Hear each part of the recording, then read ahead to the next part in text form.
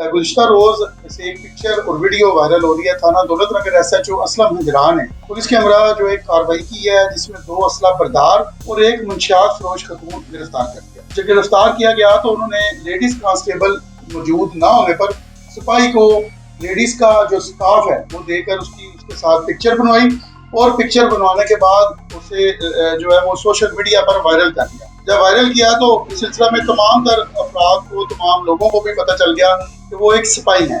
जब उन्होंने इस सिलसिला में DPO गुजरात को इल्म में ये मामला आया तो उन्होंने फौरी तौर पर उन्हें मुअत्तल कर दिया।